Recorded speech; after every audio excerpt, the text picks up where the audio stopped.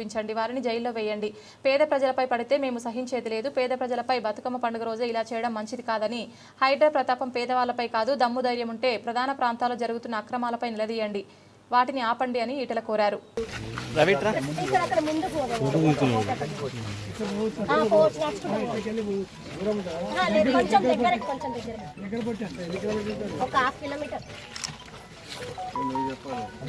అంటే half kilometre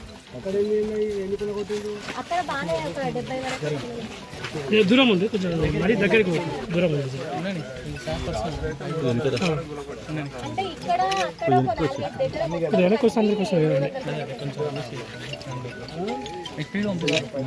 పంపించి ఈ గ్రూప్ ఉంది, ఆ గ్రూప్లో వచ్చేసి అదేనా మొత్తం కలిపి 300.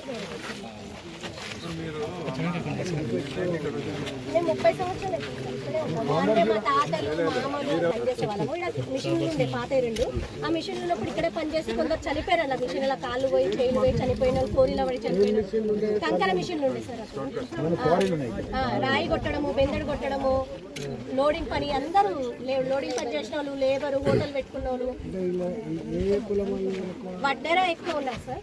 ఎస్సీ ఉన్నారు, ఎస్టీ ఉన్నారు, యూపీ వాళ్ళు, అందరూ ఇక్కడ బట్టెంకి వచ్చిన వాళ్ళు అందరూ ఉన్నారు.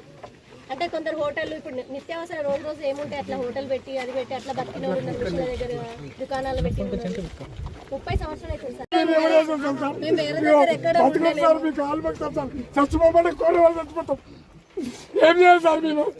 నువ్వు చేసిన తోపేనాడు ఎకరాలు ఎకరాలు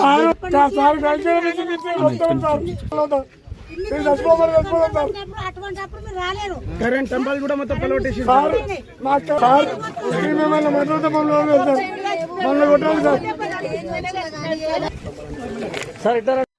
బ్రోకర్లు, రియల్ ఎస్టేట్ వ్యాపారులు, పెద్ద పెద్దోళ్ళు ఆక్రమించుకోగా ఒక 300 ఎకరాలు మిగిలింది నిజమే. అయితే వీళ్ళ గుడిసెలు మాత్రం 300, 400.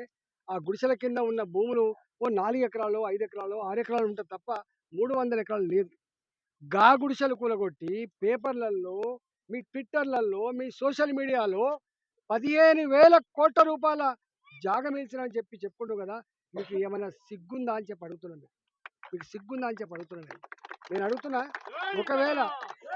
ఒకవేళ మీరు కూలగొట్టదలుచుకుంటే